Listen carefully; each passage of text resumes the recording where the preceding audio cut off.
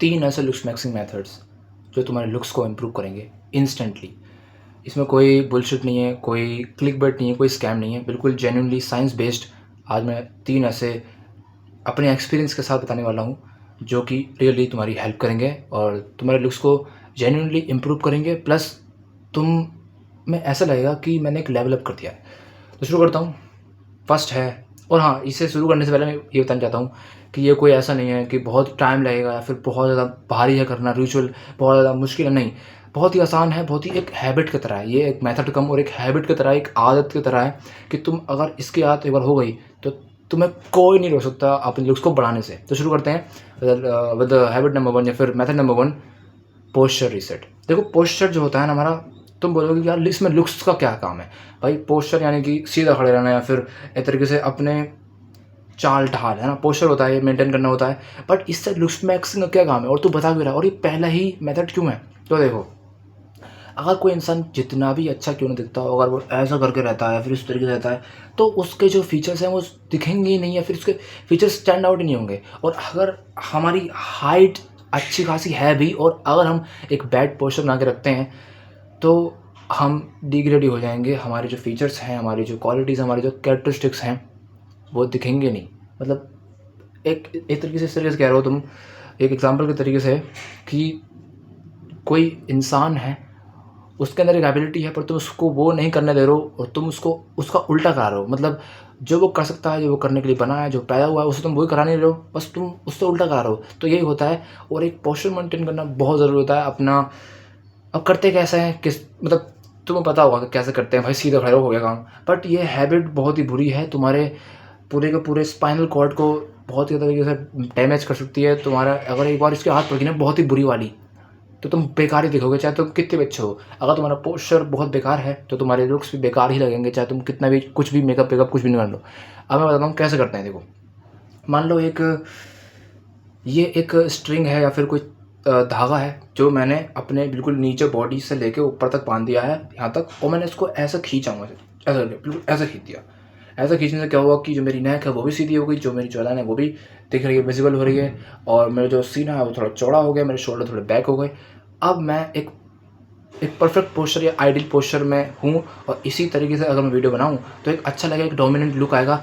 ना कि मैं ऐसे कि हाय दोस्तों मेरा नाम है सौरभ, मैं बताने वाला हूँ 3 लुक्स मैक्सिंग ट्रिक्स। नहीं, अगर तुम्हें डोमिनेंस दिखानी है या फिर तुम्हें एक कॉन्फिडेंस बिल्ड करना है, और लुक्स मैक्सिंग के अंदर कॉन्फिडेंस बहुत ज़्यादा मैटर करता है। ऐसा नहीं कि कॉन्फिडेंस अच्छा है और तुम बुरे भद्दे दिखते हो तो तुम अच्छे दिखोगे, नहीं।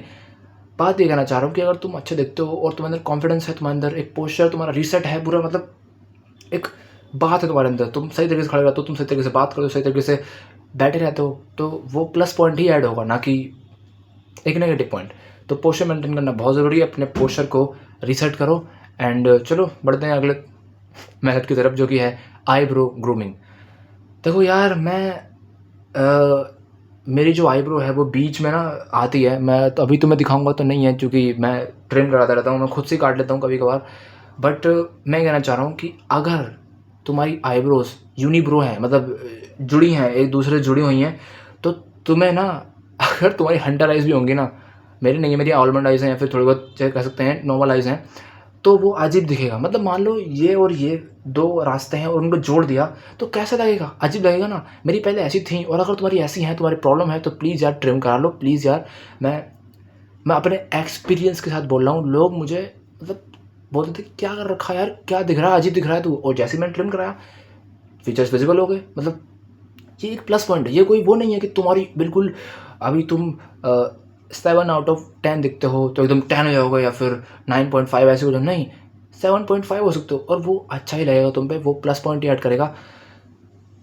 वही बात है। देखो, जैसे पोस्चर की बात थी ना, कि पोस्चर मेंटेन करोगे तो अच्छा लगेगा, अगर नहीं करोगे तो बहुत माइनस चला जाएगा। ऐसी आईब्रो ग्रूमिंग के साथ, अगर तुम इसे मेंटेन कर रखते हो तो अच्छा लगेगा, नहीं करोगे तो बहुत बेकार हो जाएगा।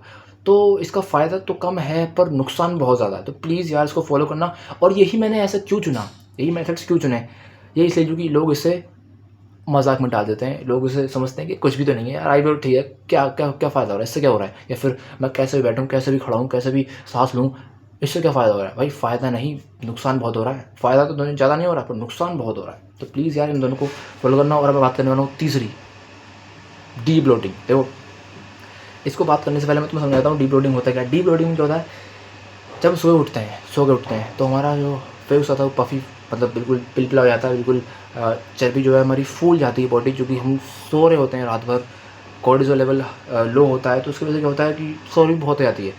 इसको मेंटेन करने के लिए हमें आइसिंग करनी होती है, या फिर कह सकते हो अपने आप को थोड़ा ठंडा पानी देना होता है, या फिर कुछ ऐसा करना होता है जिसकी वजह से हमारे अंदर पफीनेस ना आए और हमारा चेहरा डी ब्लोट हो जाए।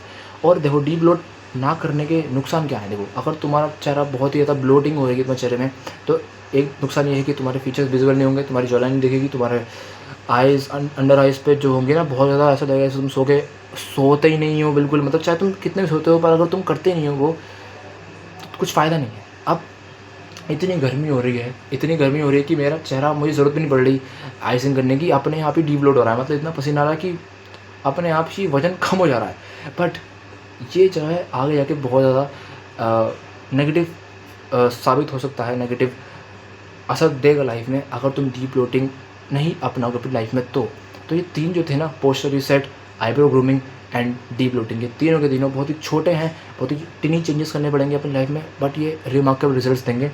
जैसे कि एटॉमिक हैबिट्स में बताया है कि ऐसे चेंजेस या ऐसी हैबिट्स, ऐसी आदतें जो छोटी हैं, रोज़ करनी चाहिए और बहुत ही आसान है, बट आपकी ज़िंदगी में एक ऐसे उतार चढ़ाव ला सकती हैं। अगर वो बुरी आदतें हैं तो बुरी लाइफ बन जाएगी, अच्छी आदत तो अच्छी लाइफ बन जाएगी।